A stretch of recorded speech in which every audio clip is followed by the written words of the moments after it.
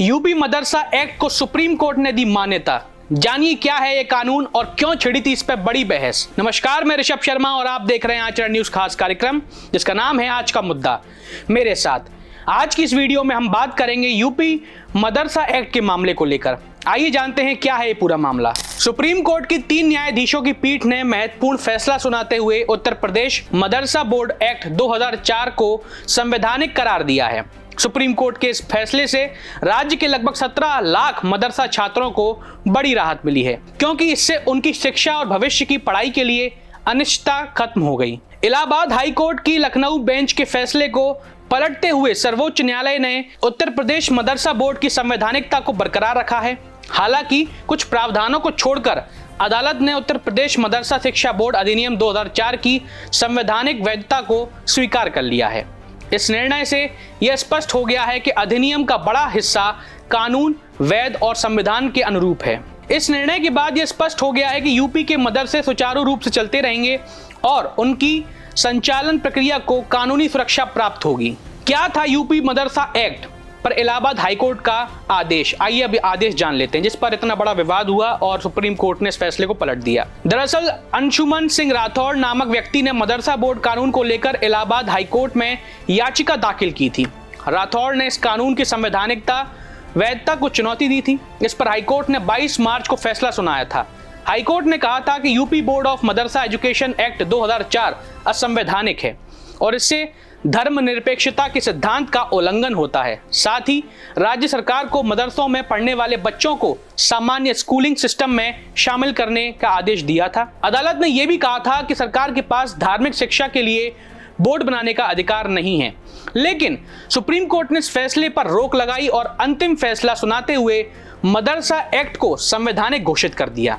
इस बात से लोग बड़े अचंभित भी हैं। सीजेआई डीवाई चंद्रचूड़ के नेतृत्व वाली सुप्रीम कोर्ट की 3 जस्टिस की बेंच ने कहा कि यह बिल्कुल सही नहीं था। मदरसा कानून आखिर है क्या? आइए अभी जान लेते हैं। उत्तर प्रदेश में मदरसा शिक्षा को सुव्यवस्थित और संचालित करने के उद्देश्य से 2004 में एक विशेष कानून बनाया गया, जिसे यूपी मदरसा बोर्ड अधिनियम के नाम से जाना जाता है। इस कानून के तहत उत्तर प्रदेश मदरसा बोर्ड की स्थापना की गई, जिसका मुख्य उद्देश्य राज्य में संचालित मदरसों की शिक्षा को प्रबंधित और नियोजित करना है। इस अधिनियम में अरबी, उर्दू, फारसी, इस्लामिक स्टडीज, तिब यानी पारंपरिक चिकित्सा और दर्शन शास्त्र जैसी कि पारंपरिक इस्लामी शिक्षा को स्पष्ट रूप से परिभाषित किया गया है।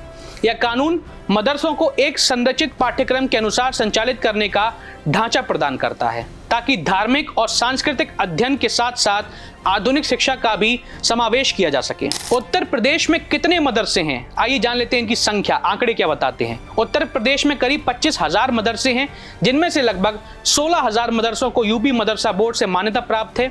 इसके अतिरिक्त लगभग 8,500 मदरसे ऐसे भी हैं जिन्हें अब तक मदरसा बोर्ड की मान्यता नहीं मिली है।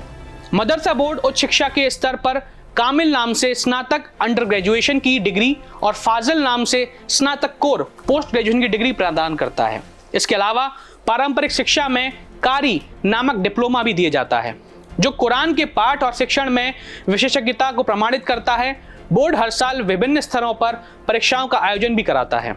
इसमें मुंशी और मौलवी जो 10वीं कक्षा के समक्ष हैं तथा आलिम जो 12वीं कक्षा के समक्ष हैं, इनके लिए परीक्षाएं शामिल हैं। इस प्रणाली से यह सुनिश्चित होता है कि छात्र न केवल धार्मिक अध्ययन करें, बल्कि उन्हें अन्य शैक्षणिक योग्यताएं भी प्राप्त हों, जो उनके समग्र विकास में सहायक हो सकती हैं, आगे उनको फायदा दे सकती हैं। तो आज के लिए बस इतना ही। अब देखना यह होगा कि इस फैसले का मुस्लिम समुदाय पर कितना असर पड़ेगा और आपके हिसाब से क्या यह फैसला सही है या गलत। बहरहाल ये तो वक्त ही बताएगा, ये आपको इस पर टिप्पणी करनी है। आपको आज का मुद्दा कैसा लगा हमें साझा कीजिए, या आपके मन में भी कोई मुद्दा हो तो हमें बताइए, हम उसे आपके सामने लेकर आएंगे। चलिए अब मैं आपसे विदा लेता हूं। बहुत बहुत धन्यवाद।